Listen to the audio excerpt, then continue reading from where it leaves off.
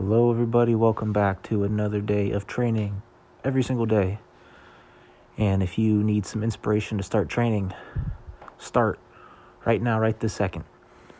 If you need some inspiration for something like that, just do something that you can do and just do something that is successful every single day. At minimum, something, one thing.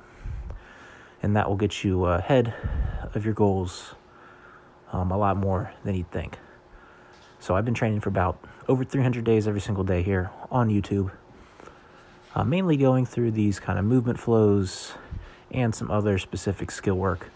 But today, I think it's just a result of it being about kind of the coldest time of the year that I've just kind of noticed that the training just can't continue like it was when it was warmer. So I'm just having to tone everything down to more things just match the environment I'm in. So you probably won't be able to clearly see it off camera, but I've noticed it internally, and I noticed the reflection in my training. But enough about me, more about you guys. Thank you all for watching. Thank you all for tuning in, liking, commenting, and subscribing. None of this is possible without viewers like you. So the main goal of this flow that I start off with is the legs. If you can't tell, it's all about the legs.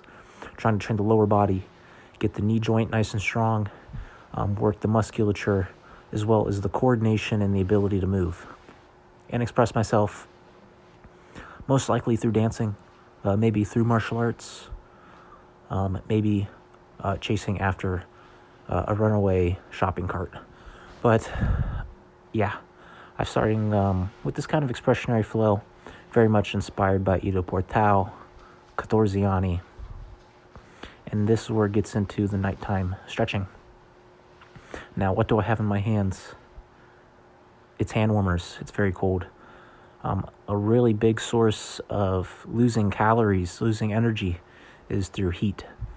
But when you lose heat and you train your ability to stay warm, you develop a certain type of fat that is not the kind of fat that you're probably familiar with, which is under the skin and kind of stays around there, looks kind of ugly and large, but you kind of develop a brown fat, which is more around the organs, mainly burned to stay warm, and looks pretty sightly. So if you're trying to lose weight, maybe just try to freeze it off by being cold.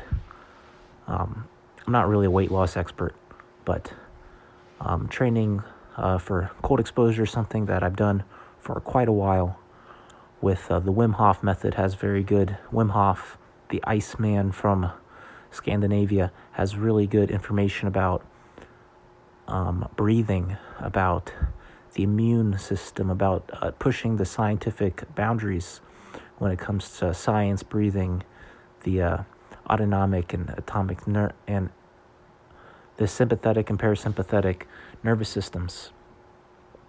He really inspired me with his breathing work, his cold exposure, and that gives me a lot of things to work on with breathing, with cold exposure. Right now, with my breathing practice, I'm working about engaging the head when it comes to breathing. When you breathe, there is the belly, the lower abdomen, the lower dantian, the upper dantian, the chest.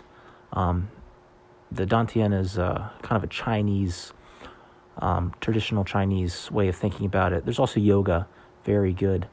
Wim Hof is a derivative of Tibetan breathing practices.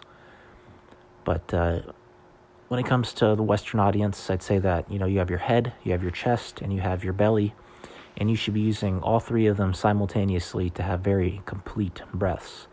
But for me personally, right now I'm focusing on engaging the head, using the nose and the nose and the mouth, the nostril and oral cavities to produce breath.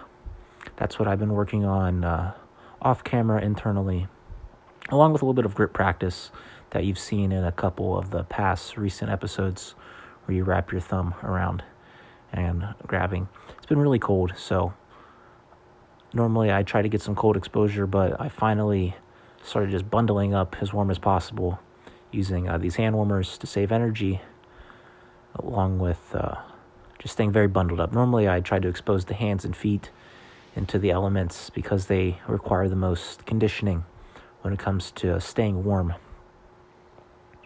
Along with breathing. Breathing is an excellent way to stay warm, an excellent way to invigorate yourself.